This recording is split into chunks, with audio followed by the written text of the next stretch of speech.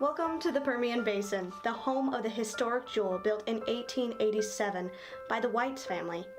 We sat down with a couple of members of the White Pool House who helped us take a step back in time.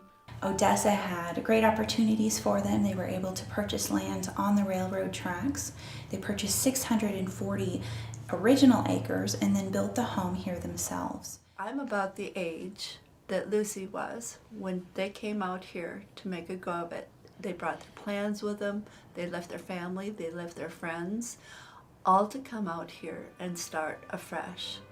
To start fresh, many things had to be done. One of the most important resources to have back then was a source of water, due to the dry land in West Texas. The windmills were central to life up until water could be produced through steam pumps. You had to have a source of water. Windmills were that life vein. Most notably at the White Pool House, there was an orchard, a pear and peach orchard. It was huge. And of course they had to have water for their livestock. They had a pond just to the west of the barn where people were even baptized. But when they went to sell these large tracts of land out here, people would say, well, there is no rivers, there's no large bodies of water. Well, you had to have windmills. If you didn't have a windmill, you couldn't possibly have survived. They really made a prosperous living, and they did a lot to form the beginnings of Odessa. Actually, when Mr. White died, people in the area, the common comments about White House, it would have been back then, was not to buy it. It was so poorly built that surely it would fall in on your head as you slept. And here we are, 130 years later, at the oldest house in Nectar County. At that point, the home is sold to Odessa Pool. In 1923, he decides to move down, purchases the home and 50 of the acres. He was an entrepreneur and he really believed in seeking new opportunities. So when the oil came through in the mid-20s, he thought it was just a perfect opportunity to use the home as a source of income, but also to contribute to the community. So he thought, well, perfect. So he rents out the home to different families. We've had visitors come through the home who have had their relatives, grandmothers that have lived in the home when it was apartments. Odessa Pool maintained ownership of the home for the entire time until it was turned into a museum. In 1979, he donated it to Ector County, and by the mid-1980s, it was turned into the museum that we see here today.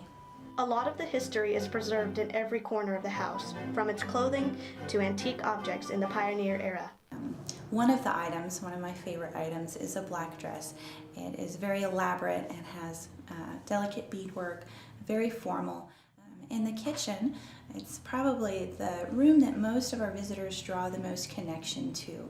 There's many items that you'll remember, say perhaps your grandmother or your mother using, the canning, the old toasters, even the irons, ironing by hand, not having an electrical iron.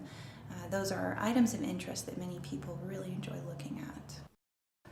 The renovations at the White Pool House were all-encompassing and complete. There is not an inch of this place that has not been touched. Some of the more recent renovations would have been the cellar. Vandals would kick out the windows and we have to replace windows. And of course when we get torrential floods, it floods down there. We had to have a door made for the cellar. The wallpaper, which was lovingly and painstakingly restored and extremely expensive in New York. It is all screen printed, and it took about 20 passes per design to have it done. Of course, we have central air, central heat. The electrical is up to code. Plumbing. The White Pool House Friends is a group of private citizens devoted to the history of Ector County.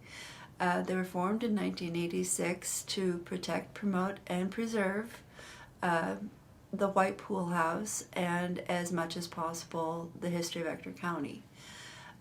We raise the money for the day-to-day operations, and we also raise the money so that we do have a staff to operate it. Most recently, we began hosting events on the grounds of the White Pool House, and everything we raise through the weddings and family events, everything that we raise goes to keeping this house open and free to the public. Our main reason for doing so is fundraising and also to establish the importance of the museum in the community. We feel that since we've had so many families here that have had weddings, even between the Whites and the Pools, that continuing that tradition and having families from the community today have their weddings at the White Pool House, it establishes importance for them. So as they get into the community and establish their lives, historic preservation and seeing the importance of history will become an integral part of their lives as well. So we rent out the barn behind the home, which is a replica of what was here when the museum was, of course, first here as the Whites' home. And then we also have a garden patio area with a gazebo.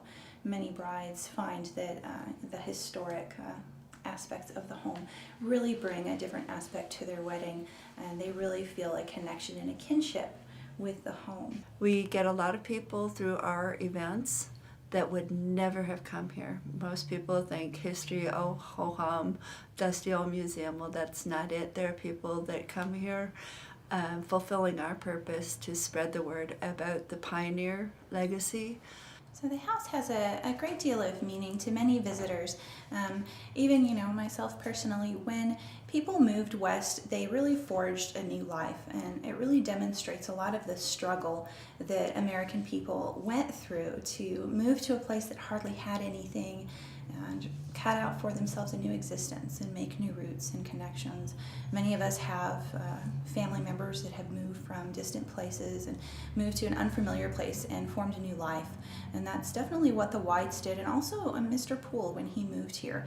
It was a scary experience, but they overcame it and they learned a lot of new skills, and they learned how to fit into their environment, which is very, very important to learn as you look at history and you look at the history of the home, to really encapsulate not just the home itself, but the lives of the people that lived here and what the things were that they went through on a daily basis.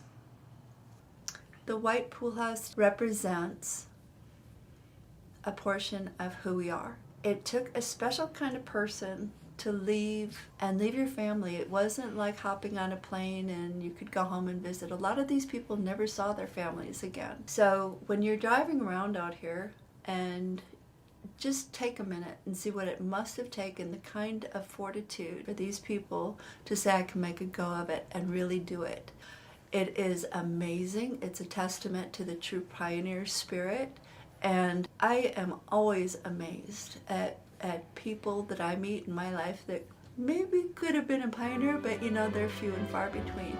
It takes a special person. Time and perseverance are the foundation for this historic landmark that paved the way for families, such like the Whites and Pools, to have a new beginning and create a legacy that lives on in Odessa's White Jewel.